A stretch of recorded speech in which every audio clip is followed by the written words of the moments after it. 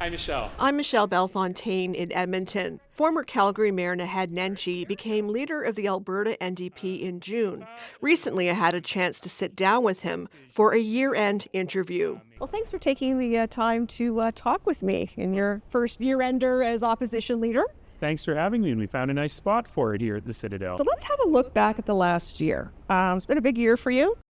I think you went into last year not expecting to be where you are right now. Oh, that is very true. So when you had the leadership vote, I mean, you won a large number of votes in the leadership contest. It was just an overwhelming majority. But you're succeeding a very popular Rachel Notley as leader. And she grew the NDP substantially during her decade as leader. So how do you follow her and make your own mark on the party? I think it's a question she herself is asking these days, because it's great to have her still around as my senior advisor. And look, she's a once-in-a-lifetime politician. What she was able to do is extraordinary. But I also think that it's important for us to understand that, well, we didn't win that last election.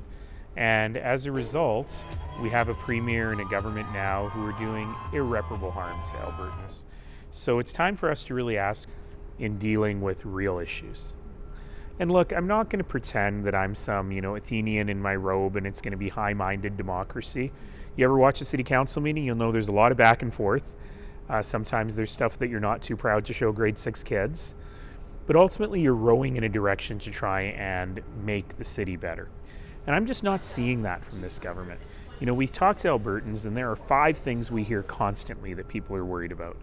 Cost of living, jobs, healthcare, education, public safety. And the UCP really did nothing on any of those this session. They had 14 bills, none of which were focused on any of those things. The only healthcare and education things that they did were the anti-trans hate stuff, punching down on vulnerable children. And I think to myself, Premier, you've wanted this job your whole life. You've got it now.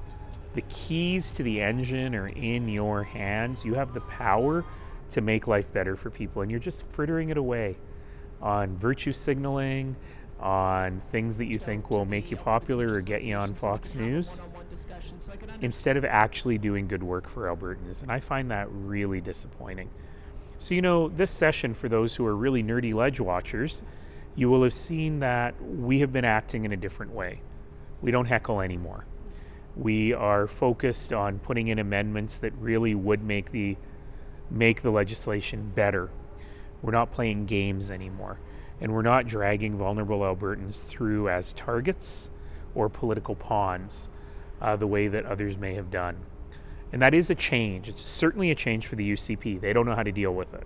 But it's also a change for my colleagues on the NDP side who are trying to figure out how to deal with it. But what I'm trying to do is show Albertans that it doesn't have to be like this. Yes, we're going to fight. Yes, we're going to yell at each other across the way. That's just kind of the system we're inheriting. But there is a way for a government to operate where those grade 6 kids can go, okay, this is why government is important. I was interested to hear you say this morning about like, for instance, the anti-trans bills, that you didn't want to drag it out because it could potentially hurt the kids that would be affected by it. So tell me a little bit more about that. You Sure, told your caucus about that? Yeah, we've been spending a lot of time in community. And this has been going on since January 31st. And look, kids and parents are really scared. And what we really heard back from the community is this has been hard on people. It's been very challenging to their mental health. It's been very challenging to how they're treated in the community, to threats and violence and insults that they're getting in the community. And at some point, we got to get on to the legal battle, which is the next step of all of this. We knew this was going to pass. We knew that government wasn't interested in looking at any amendments.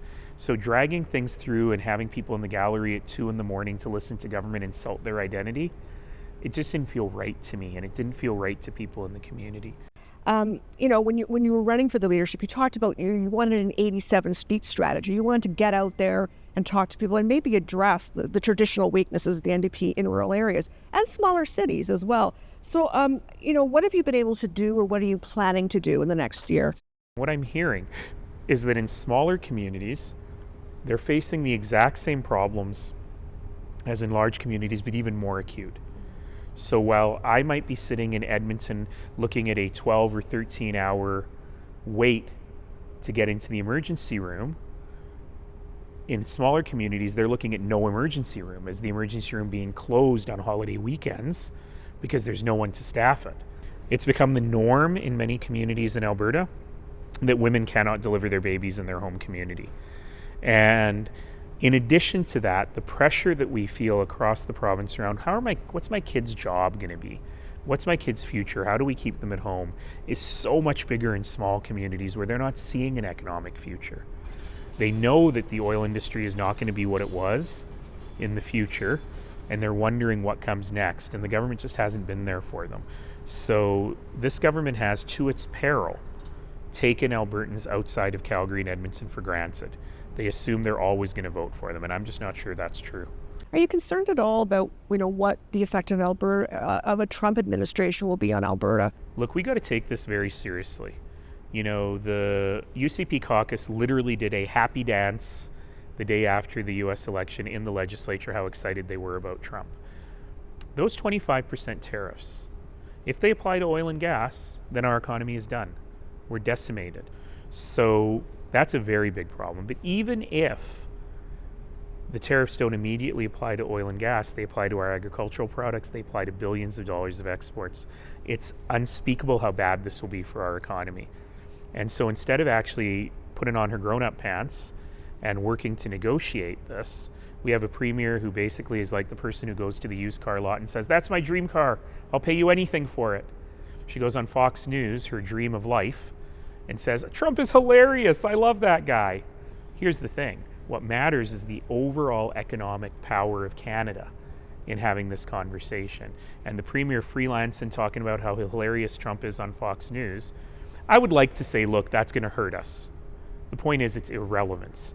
It's not going to make a huge difference. But if she were good at her job, she'd be trying to figure out how to help the Alberta economy going forward instead of just saying Trump is exactly right about everything and we love him. Looking ahead to the next year, maybe I've already asked this question, but what do you see as the biggest challenge facing Alberta? And what role can the opposition play? We hear the same thing from Albertans everywhere we go. There are 5 things people care about.